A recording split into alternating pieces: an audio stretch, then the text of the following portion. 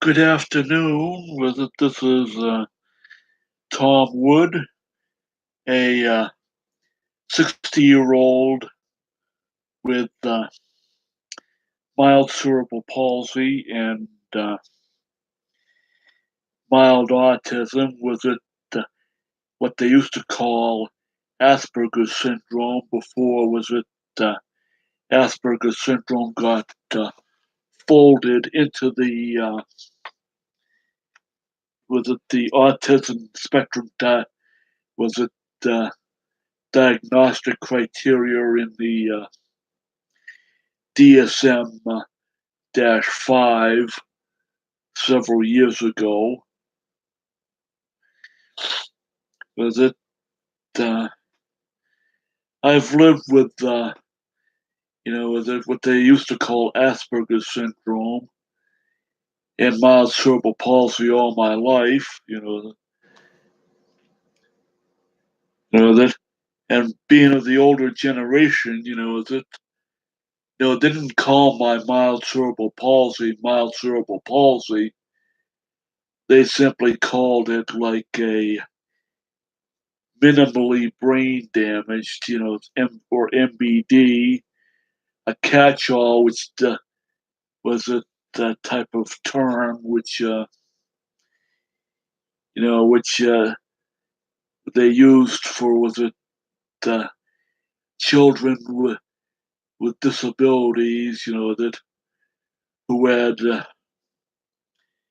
definitely cognitive and physical impairments that were not severe enough to be absolutely fitted into was it the then back in the 1960s very narrow def was it clinical definitions of autism and cerebral palsy.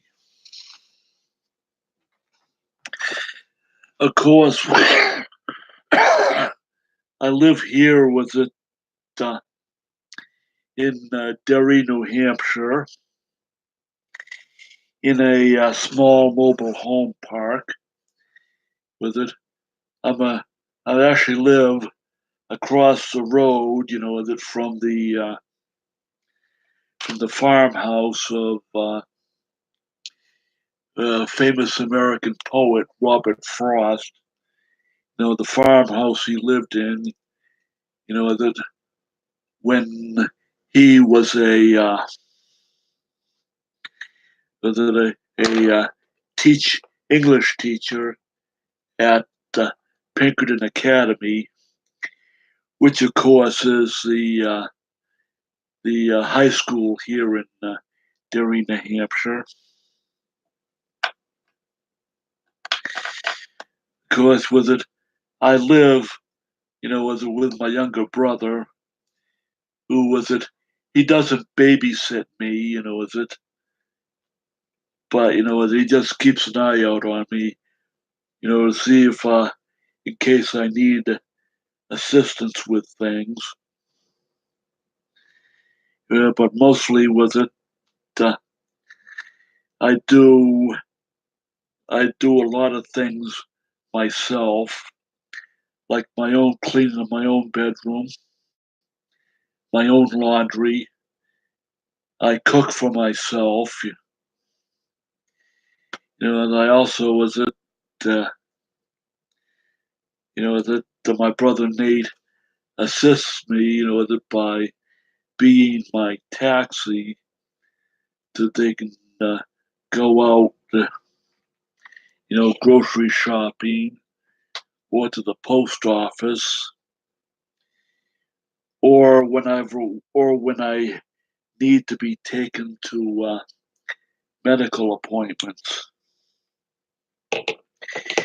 For the for when I for medical care, and of course I take care of my own medical care because that I am considered able enough to do that. I'm also was it competent enough to perform my own financial decisions, which means that I do my part in taking and paying for the roof over my head here. That my brother Nate and I, we both co-own this modest mobile home, which was built only 2 years, manufactured only 2 years ago. So this is a fairly new mobile home in excellent condition, and it's paid for. That except the only thing that I pay for is and it comes out of my Social Security direct disability insurance income, is the monthly rent for the trailer park lot. Which is well within my budget and no more than 1/3 of my Social Security income, which is how it should be.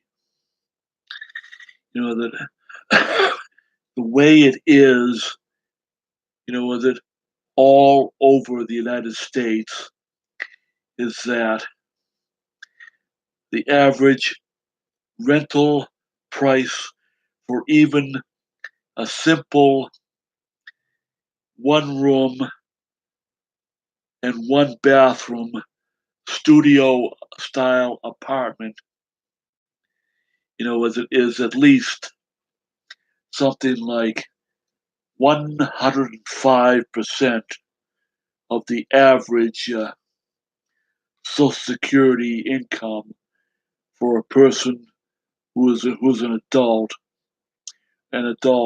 who is disabled. So therefore, was it most adults with disabilities, when it comes to trying to live out in the community, as it end up having to utilize federal Section 8 housing vouchers. And of course, if I were to apply, it would take years for me to receive a housing voucher here in the state of New Hampshire, even though it's a federal program. And I said the only as an assistance I receive is just my monthly SSDI, because I've had an extensive work history and I'm on Medicare, which only pays 80% of my, the Part B medical costs, which means I have to pay for different office visits and procedures and things like that. I have to pay the other 20% out of my so out of my SSDI monthly income, and is lucky that this month I have had no medical expenses other than paying for prescriptions and was it incontinence supplies, or as I say, adult diapers and adult disposable bed pads, to sleep on.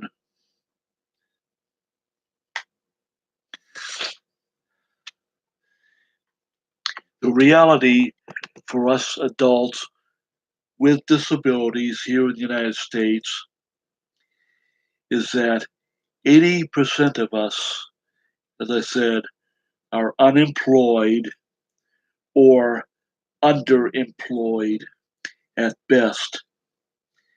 I am no exception. I do know was that one of my old high school classmates who I graduated with, who also has cerebral palsy, but it was a more severe form of cerebral palsy that primarily affects just his legs. You know, that uh, he does have a job and he is an accountant and he is, that quote unquote middle class. And even though that, but he is an exception rather than the rule for us persons with disabilities. His older brother also has cerebral palsy. This high school classmate of mine who graduated I think, can't remember who graduated the year before me or a year after me, that because he got held back, really grade school. But he used to be a auto mechanic. I think he's gone back to work because Social Security SSDI, was not enough for him to live on.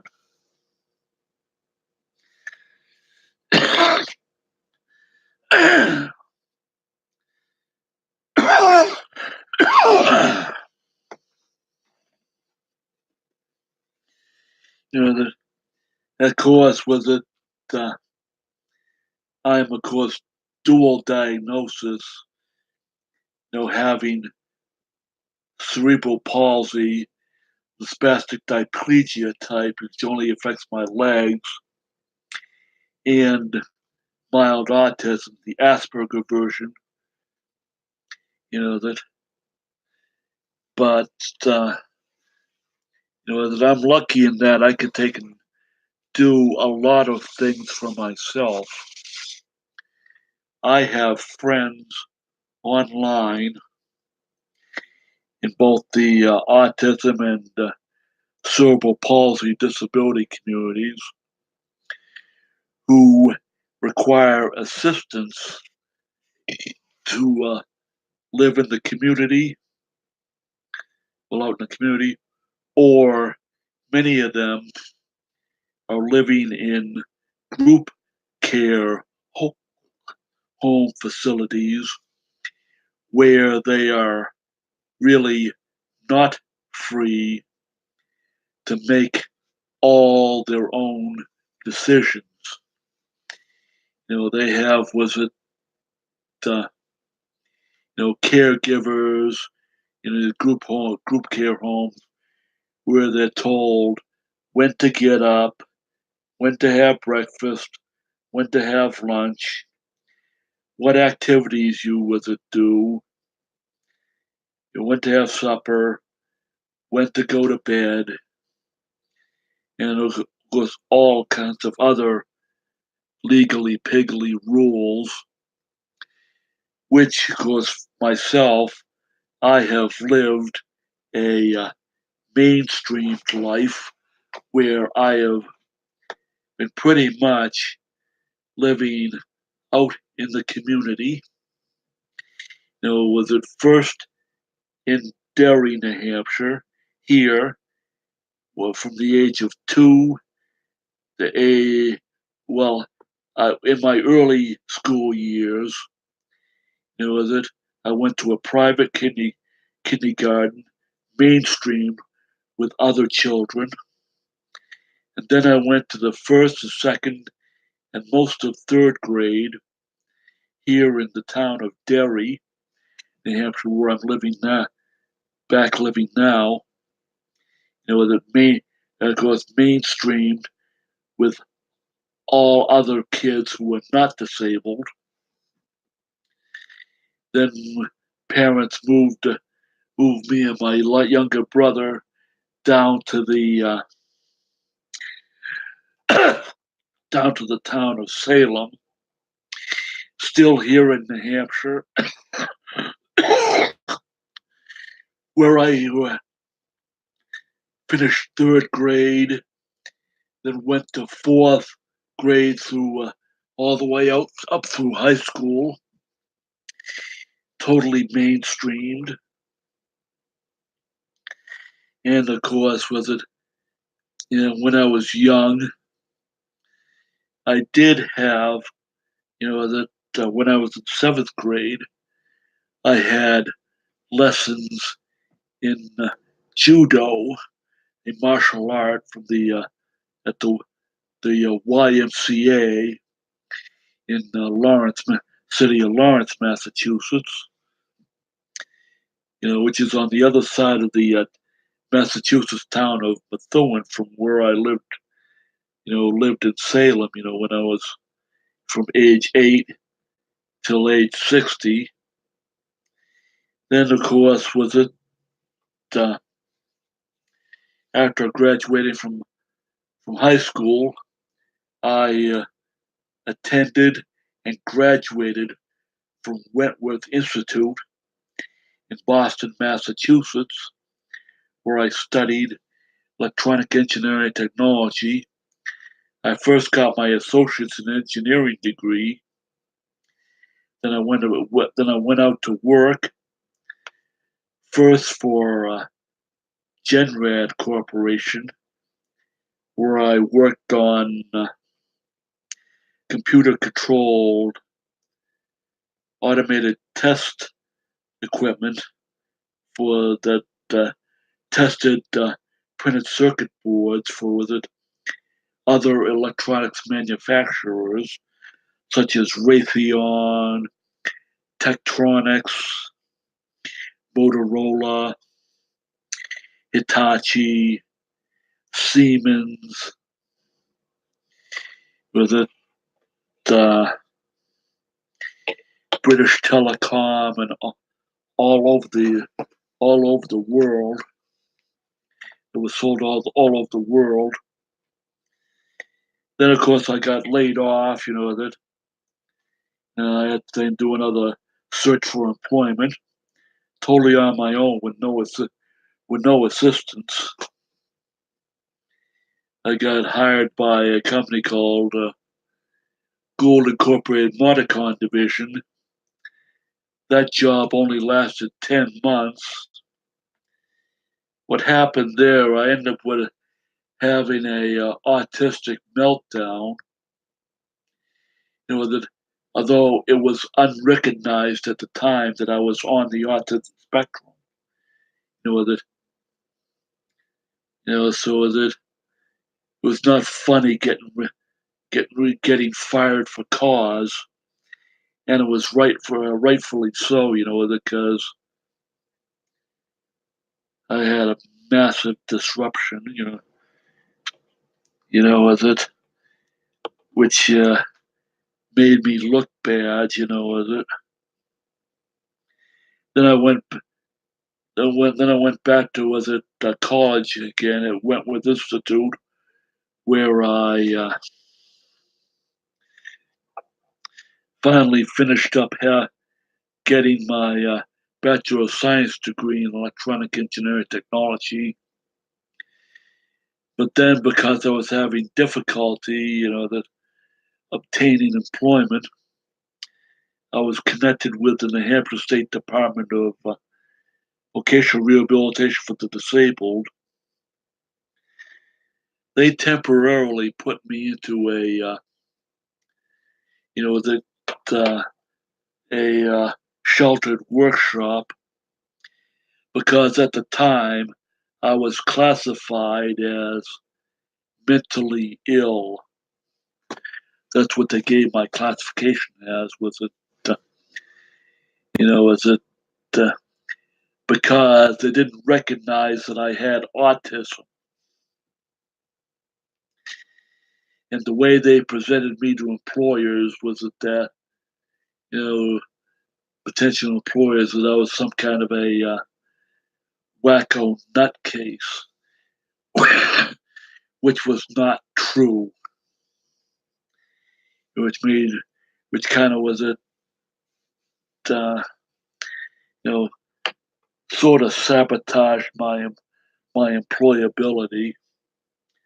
I did get a job at a company called Suma 4 Incorporated in Manchester, New Hampshire, which is about uh, 15 miles north of me. It's here in Derry, and you know the way that I was treated there was that I was treated very badly. Essentially, I was deliberately workplace bullied and driven from employment. That after was it the New Hampshire Folk Rehabs, was it the social services con- subcontractor, was it the Easter Seals, had assisted me in obtaining that job. Then, like 3 days after after I was fired from there for trumped up charges of being technically incompetent at Suma 4, they thought I was stupid. That I got hired by Raytheon Corporation, a military contractor, where I had to have a confidential security clearance, which I passed the background checks for. And I can just simply say that I was a engineering change order writer slash was it layout draftsman. I worked there first through a temporary employment agency for several months. Then Raytheon hired me on permanently, and I worked there for 5 years. That was my longest work experience. Then I got after I was laid off from there because Raytheon had lost a military contract to make more air-to-air missiles. Was it for fighter aircraft, fighter planes. That I spent 3 years unemployed. From 1992 to 1995. No, I did try to access the New Hampshire State Department of Vocational Rehabilitation for the Disabled for a second time, and the second time around, I received no assistance from them. They forgot that I even was asked for assistance. That so I was left floundering on my own to try to find employment, and I eventually found employment at uh, a small robotics company called Brooks Automation, where I was hired to be in there. Uh, was it engineering design and development lab section to assist engineers in designing and building prototype robotic silicon wafer handler systems. My job was taking, was it key, was it run the engineering lab, perform experiments, put together was it prototype equipment from just the initial, was it first run, was it engineering design drawings, put it all together, try to see if it make it work, and tell the engineers what changes need to be made to the engineering drawings to transition the pro- the newly designed product to manufacturing, and to provide additional support to the field engineering, field service engineering department. When they found issues with equip with some of the company's equipment out in the field, which was on that was silicon wafer was at integrated circuit manufacturers here in the United States, Europe, Japan, Korea, Singapore, Taiwan, the places like that. Then I finally got laid off again, in 2001. But after that, I never got another job. I tried with it for a third time to access vocational rehabilitation for the disabled social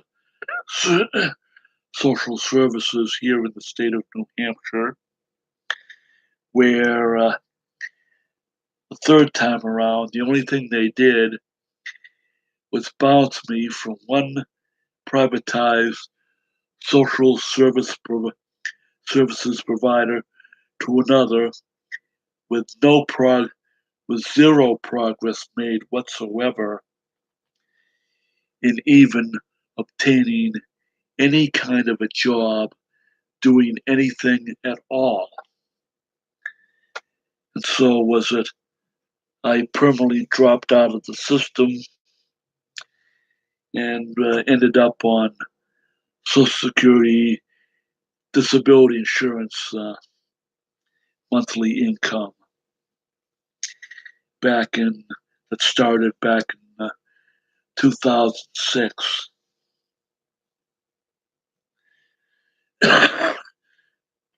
And of course, by then, I was correctly diagnosed as being autistic and deserving of social services and having an income,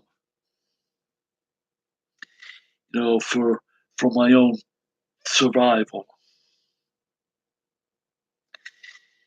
And of course, was it uh, even though I could possibly, with it, go back out to work part time,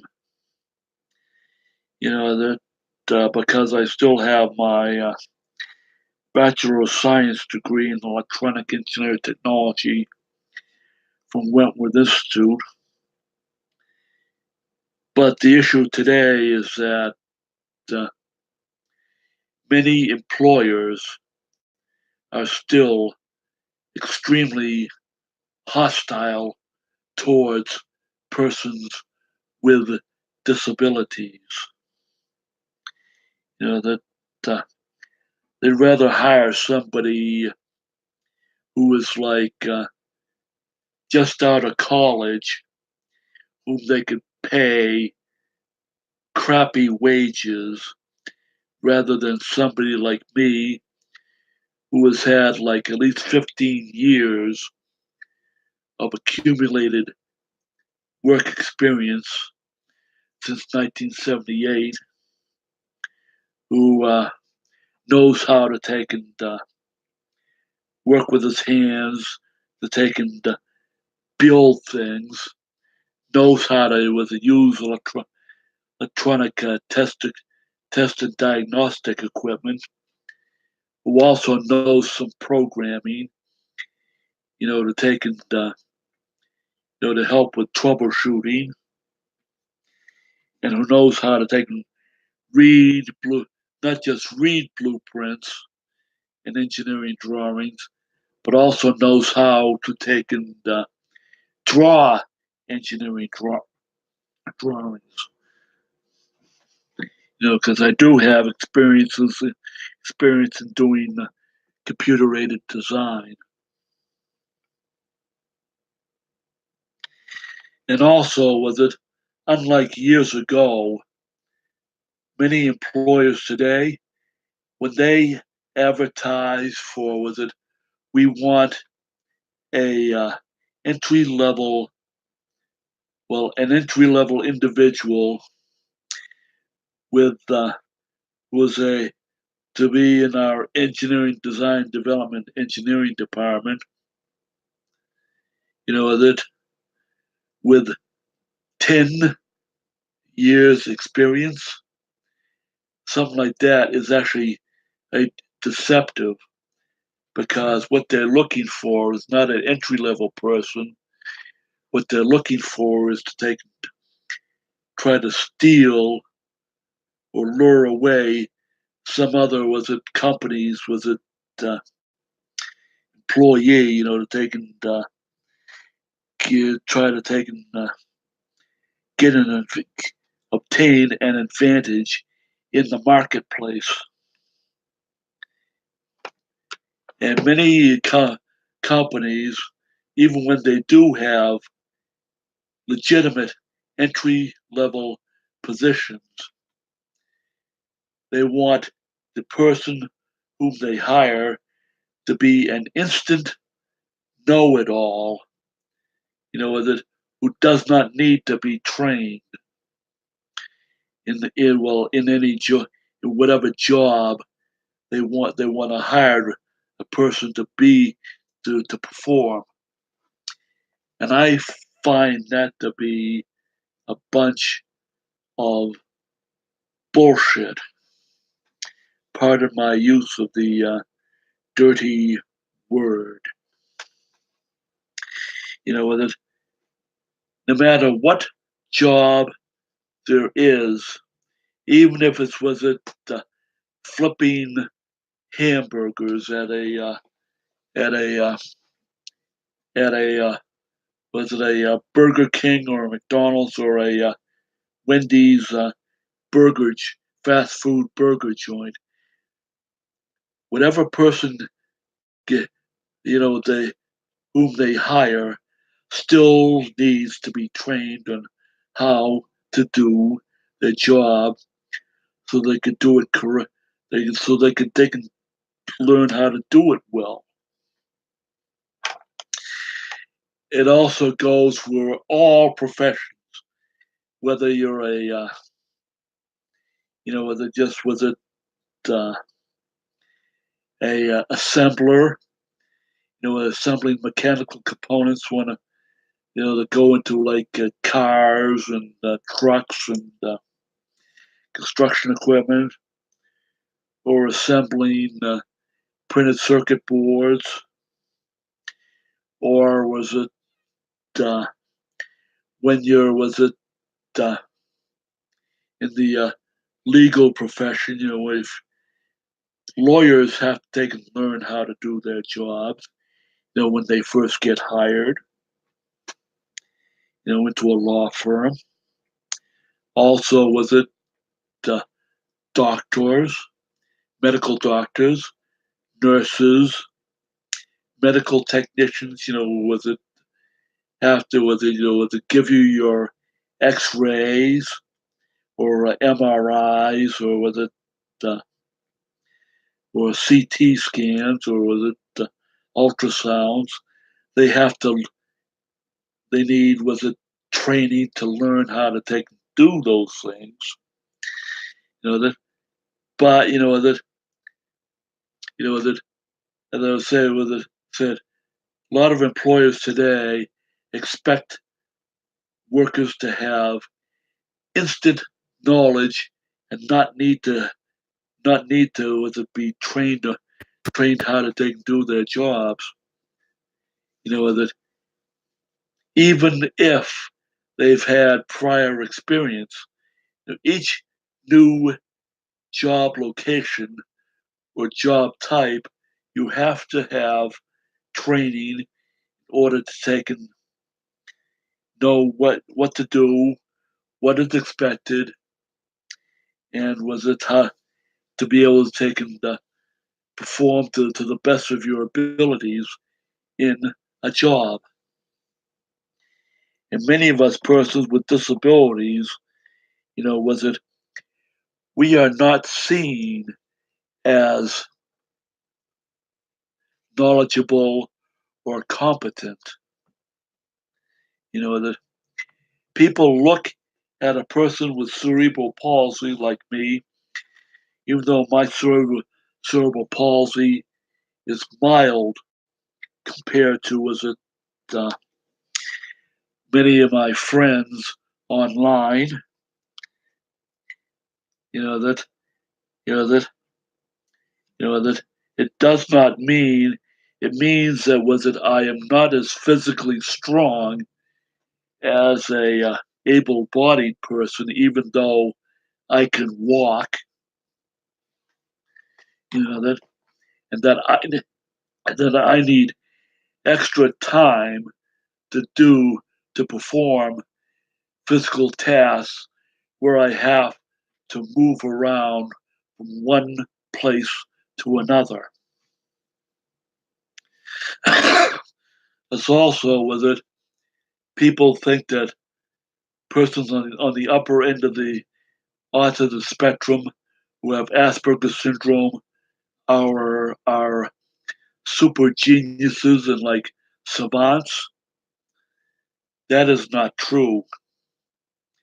That many autistic persons who even have advanced degrees in, say, electronics, electrical engineering, mathematics, who know like library science, who learn how to become librarians, or who have skills in, that,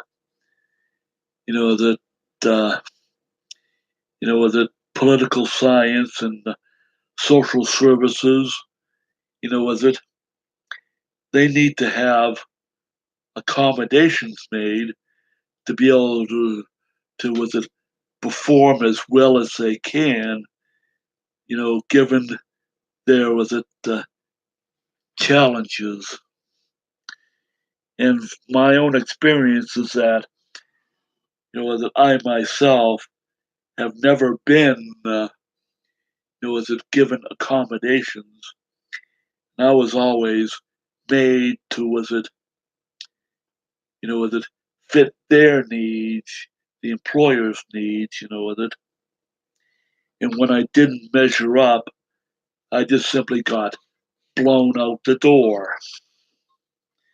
That and lots of times it had nothing to take and do with the jobs, the job type, or or the nitty gritty details of performing the jobs that I had.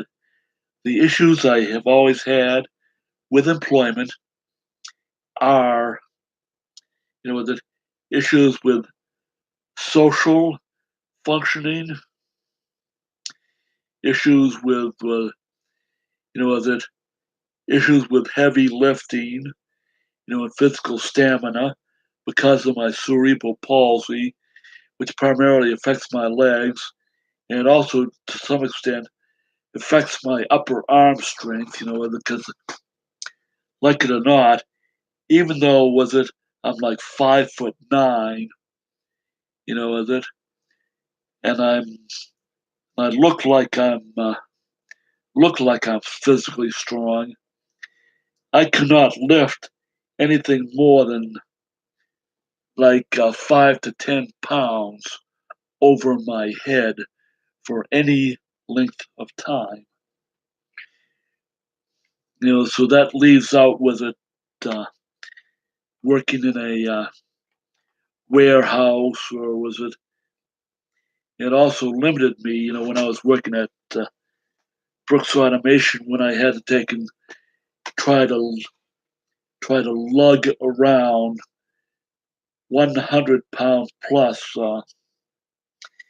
with a 3 and 4 axis silicon wafer handler robot uh, drive drive assemblies. You know, and also was it many of us was it uh, persons with disabilities. We are physically slower than than our non-disabled counterparts. Was it and was it if somebody says we need 80 of these pieces of 80 of these product, assembled every single day, and let's say like I can only do like 40 to 60 maximum, which means I always fall behind. With it, that's grounds for being fired. With it, and that's what happened. With it at Sumo Four Corporation many years ago. Back about 30 years ago. Well, actually about 20 years ago. 87, 97, 2007, 97, 2000. Yeah, 30 years ago. As it they tried to then blacklist me in such a way that that ensure that I would never get employed anywhere ever again. But it backfired because Easter Seals was going to take and sue the living daylights out of Sumo 4 on my behalf. So was it the company backed down? And I at Raytheon Corporation, where I worked for 5 years, and then Brooks Automation for another 6 years, with a 3 year was it unemployment period in between, were the two places where I most excelled. Because they were both. I was working in engineering departments, working one on one with engineers.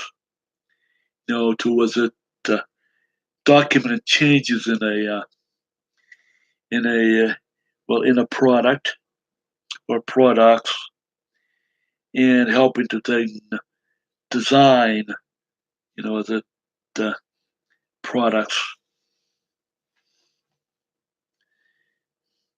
That of course not all adults with disabilities can handle that employment. Well, what I would call competitive employment in the outside world, because what I experienced for most of my life as an adult intermittently was competitive employment with no social supports whatsoever. So there are some adults with disabilities who can, was it be able to, was it function in the community and be able to have part-time supported employment where they have, was it social service providers, was it assist them at employment sites, you know, at employers, out in the community, to take and be able to perform, the different types of jobs that are not necessarily only, the food, clerical filing, or was it uh, taking out the trash, which is the types of jobs which disabled adults, regardless of was it their functional level, were forced to was it perform because was it that we disabled people were as a general rule were considered to be like little children who was it uh, couldn't handle that was it the real what they called the real world of employment. Then there are groups of disabled adults, the class of disabled adults who was it can never work in supported employment out in the community, or was it competitive, or the highest level of competitive employment out in the community, which I had, who do benefit from sheltered workshops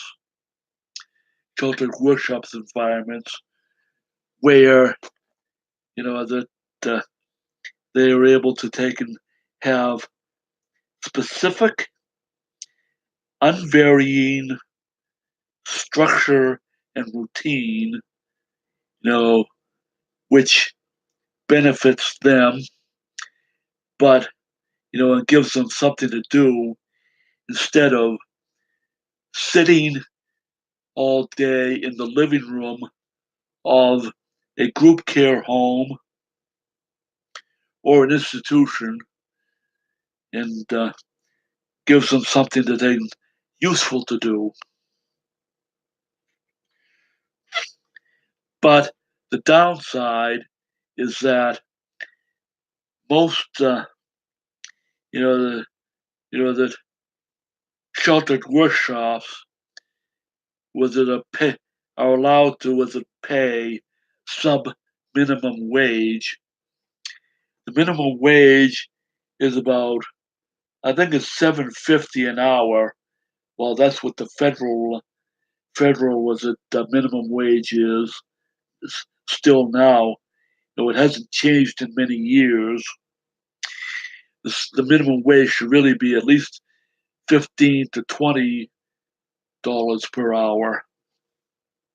That, and with it, many places, especially in the old, that what used to be known as the South of the Confederate States of America, as it Confederacy, they still pay disabled adults in sheltered workshops like not any more than in some cases 10 cents per day, 5 days a week. So they only get 50 cents a week, for the, uh, let's say, like filling boxes, or was it uh, doing simple mechanical tasks, um, doing simple assembly tasks, with it. But I see sheltered workshops as slavery by another name. And it's also a form of institutionalization and se- segregating with the disabled adults away from the community. The way I see it, is that you know we disabled adults need to be out in the community, to be able to go wherever we want, whenever we want, and have the freedom to take in the same types of freedoms that everybody else takes for granted. Of course, now in my elder years, now that I'm 60, that I've had to give up driving a motor vehicle, even using hand controls, where I was, was it steering with my right hand and working the accelerator and the brake with my left hand. The previous vehicle I had was a 2010 Ford Focus four-door sedan, that got pretty damn good gas mileage.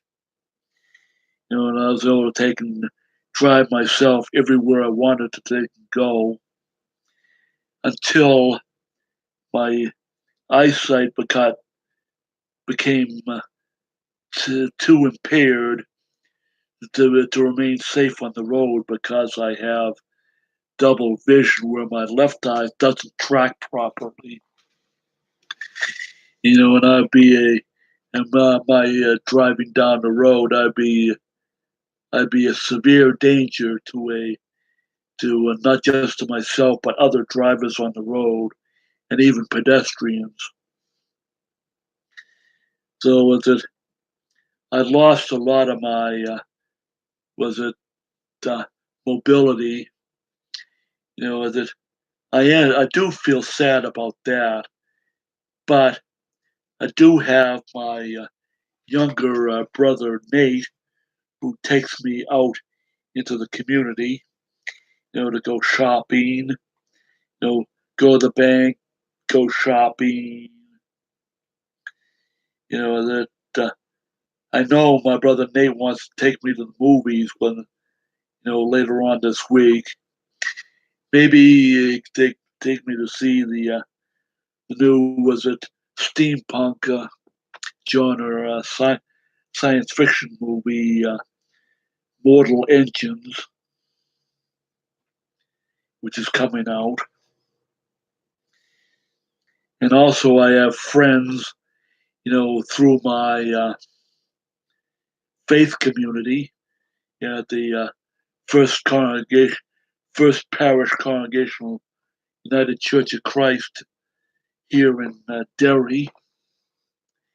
Where was it? Where every single Sunday morning, the Christian education, was it the director who's in charge of the Sunday school and Sunday school kids, uh, and the other members of the church who are Sunday school teachers, what comes over, swing comes over, picks me up, picks me up early Sunday morning and takes me to church, worship at church, which keeps me engaged and out in the community, and to also have many other friends, and also through the church, through another member of the church, I'm also connected up with the Derry Democrats committee. That the Democratic Party machine here in Derry, which that I use to find to get information. Was about what's going on in the legislature. Because if there were anything like legislation or bills or legislation that have any that affect the disability community, not just here in Derry, but everywhere in New Hampshire, I can, if necessary, that connect up with it and, if necessary, get a ride to and from the state capital in Concord if I need to take and, shall I say, testify in a legislative subcommittee on issues related to the disability community.